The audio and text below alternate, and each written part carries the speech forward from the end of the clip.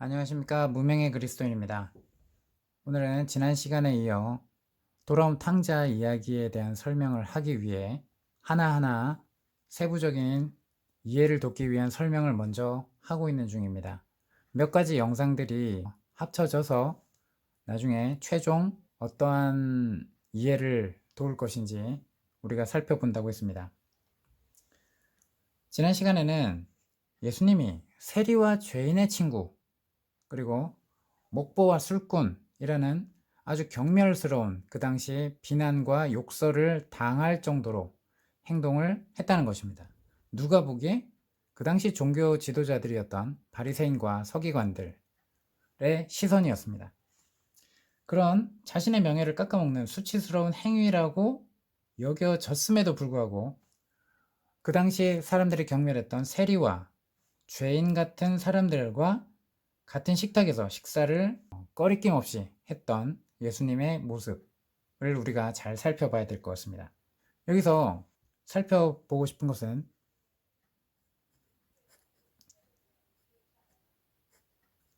바리새, 푸르심,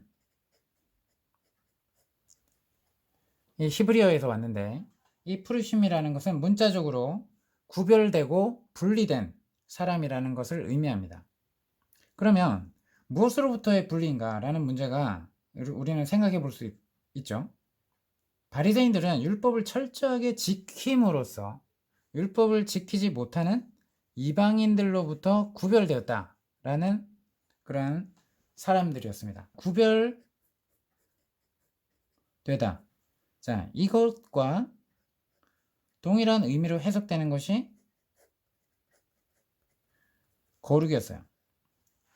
그래서 우리가 거룩, 카도시라는 말을 우리는 구별되다 라는 것을 우리는 먼저 떠올려야 됨에도 불구하고 우리는 어떤 신성한, 웅장한 막 이런 그런 개념으로 좀 잘못 이해되고 있는 부분도 있죠. 그 부분에 대해서는 앞서 영상에서 설명된 부분이 많기 때문에 그 영상을 참고하시고, 오늘은 구별과 거룩이라는 용어가 동일한 의미로 해석되기 때문에 이 바리새파, 이 바리새인을 현대적인 의미로 바꾸면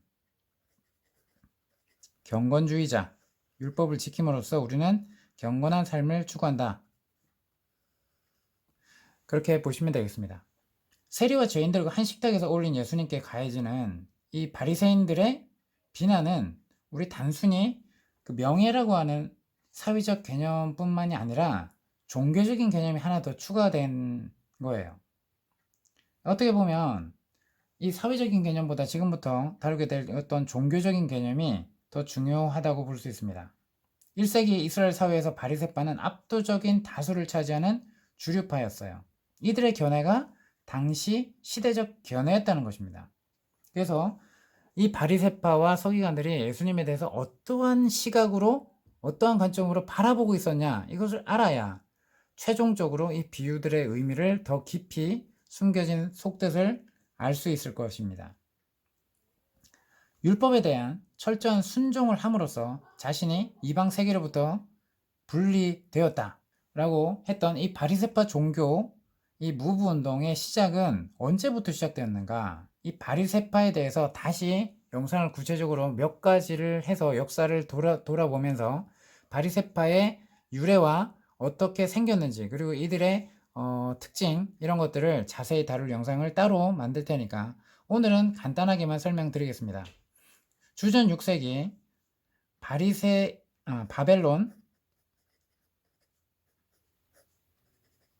바벨론 포로 생활. 바벨론 포로 생활에서 돌아온 귀환민. 요때로 돌아가요. 이들은 조국인 남유다가 멸망을 했어요.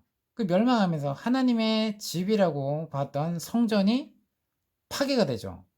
그 참혹한 상황을 경험하면서 자신들의 죄를 철저히 회개하게 되었고, 그 다음부터는 율법에 중점을 두게 됩니다. 성전 중심이 아니라 율법 준수의 중심으로 옮겨가게 돼요. 그래서 그러한 사람들로 새롭게 거듭나게 됩니다. 이런 흐름과 함께 BC 4세기에 어떤 일이 벌어졌냐? 알렉산더 대왕이 동방 원정을 시작하고 이 헬레니즘 사상으로 통일을 이루면서 이 유대인의 정신자적 흐름에 어마어마한 변화를 초래한 계기가 찾아옵니다. 이 헬레니즘이 무섭게 침투해 들어오는 거죠. 그 중에 하나가 이제 쾌락주의자였어요. 자, 쾌락주의자들의 그러한 사상들이 들어오면서 유대 젊은이들에게 어마어마한 파장을 일으키고 쾌락주의로 빠지게 되는 그러한 일이 벌어집니다. 그것에 대해서 유대인 공동체의 정체성이 한순간에 무너질 것을 염려하겠죠. 그때 유대 종교 지도부는 율법에 대한 철저한 순종, 이것을 강조할 수밖에 없는 상황이 되어버립니다. 그래서 이것이 무너지면 뭐가 무너져요? 유대인의 정체성이 무너져요. 그래서 이 정체성을 새롭게 하고자 무장시키는 일이 벌어진다는 것입니다. 그래서 여기에 주전 1세기 이때 등장한 최초의 세계적 패권 국가가 이제 누가 돼요? 로마 제국이죠. 이때 또 로마 제국이 등장을 하고 유대인들도 이제 로마 제국에 이제 속국이 되고 편입이 되면서 유대 종교 지도부는 내부 결속력의 고삐를 더욱 이렇게 조일 수밖에 없어요. 그래서 이런 영적 흐름을 주도하던 세력이 바로 이제 그 성경에서 살펴봤던 바리새인들입니다. 아시겠죠? 자, 이렇게 대략적으로만이라도 바리새인들이 처음부터 있었던 것이 아니라 언제부터 어떠한 계기로 이루어졌는지 대략적인 내용은 알고 있어야 될 겁니다. 그래서 바리새인들이 이방 세계로부터 자신들을 구별하고 유대인의 정체성을 확고하기 위해서 강조된 율법 중에 강조된 게 뭘 것 같아요? 정결법이었습니다. 정결법 규례예요. 자, 이 규례는 레위기 11장에서 15장에 집중적으로 기록된 이 정결법 규례가 있는데 나의 몸을 외부 세계로부터 구별해서 지키는 것에 모든 초점이 맞춰져 있어요. 자, 우리 몸에 외부 세계와 연결된 통로 뭐가 있어?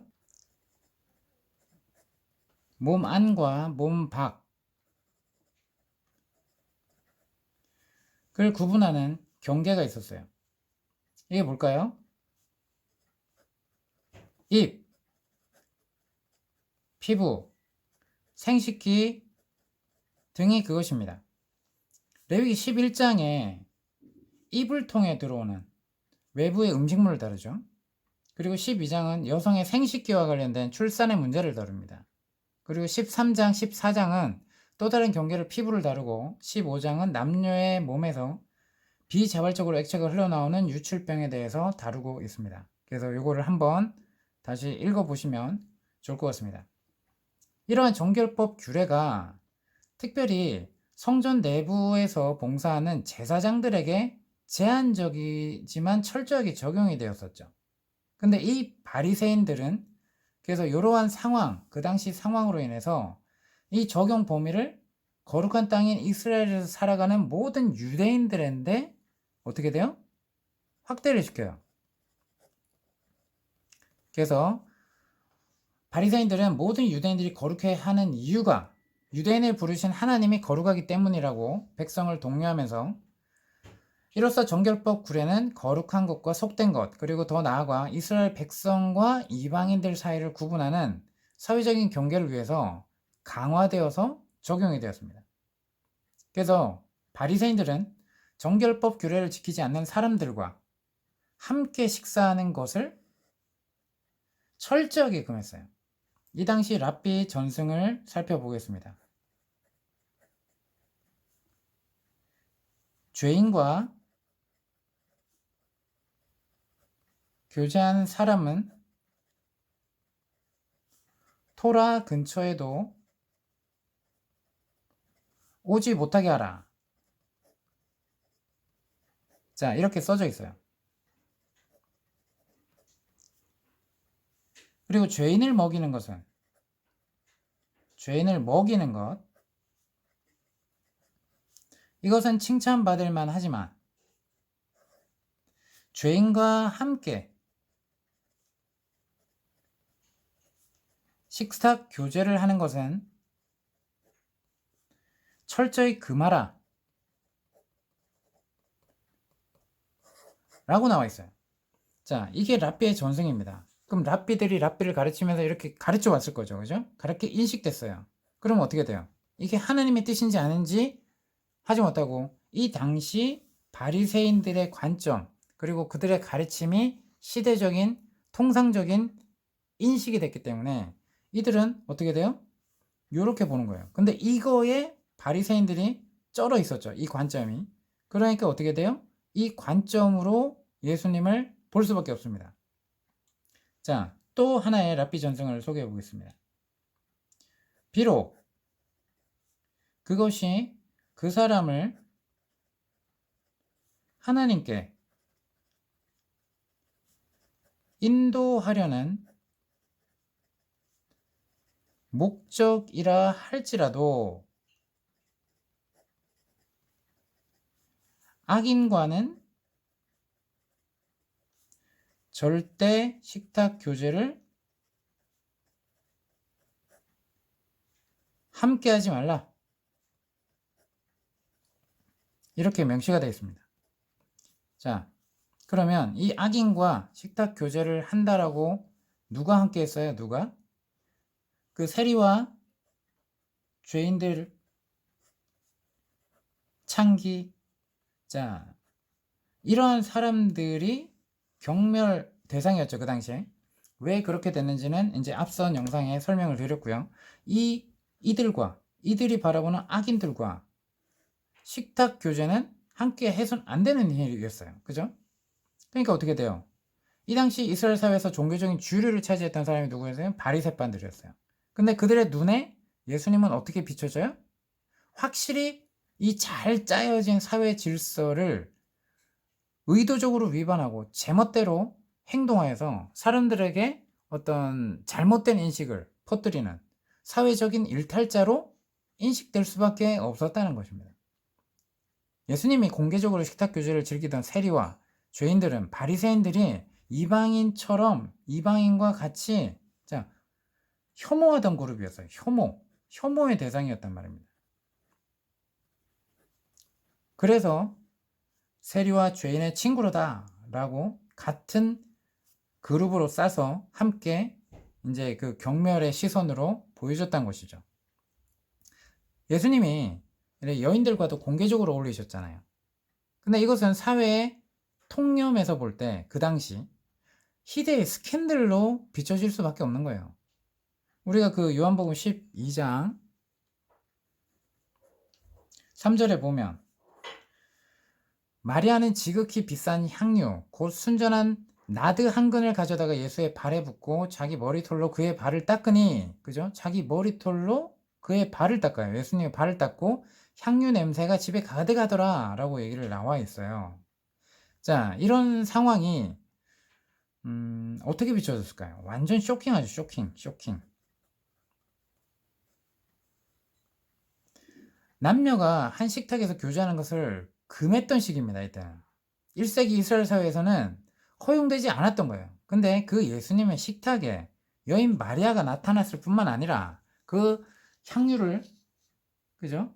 가져다가 발에 붓고 자신의 머리카락으로 예수님의 발을 닦는 모습은 과히 이들이 보기에는 충격과 경악이었습니다. 신체와 관련된 유대인의 문화적 상징을 볼 때 발, 그리고 머리카락, 이것은 곧 어떻게 느껴졌냐? 이거는 곧 그들에게는 2차 성기, 이것을 의미하는 거예요. 근데, 그죠? 이거를 갖다가 예수님과 접촉했다. 어떻게 되는 거예요? 충격. 이해하셨나요? 자, 또한 예수님은 그 어린아이들도 하나님의 말씀을 하나님의 나라 속에 포함시켰단 말입니다. 당시 어린아이들은, 그리고 특히 여자아이들은 노예처럼 간주되던 시기였어요. 그러니까 이 예수님의 말씀, 예수님이 뭐라 그래요? 예수께서 그 어린아이들을 불러 가까이 하시고 이르시되 어린아이들이 내게 오는 것을 용납하고 금하지 말라. 하나님의 나라는 이런 자의 것이니라 라고 얘기를 한 것은 대단히 혁명적인 선언이었다는 거예요. 이처럼 공생의 사역 내내 예수님이 교제를 즐기던 이 자들이 당시의 종교적 주류의 바리새인들의 기준으로 볼 때는 교제를 금해야 하고 최소한 꺼려야 하는 사람들이었음에도 불구하고, 자, 말이 안 되죠. 같은 이스라엘 백성이었지만 바리새인들이 규정한 사회적, 종교적 경계에서 볼 때, 그 관점에서 볼 때 경계를 벗어났어요. 경계를 벗어났기 때문에 이방인처럼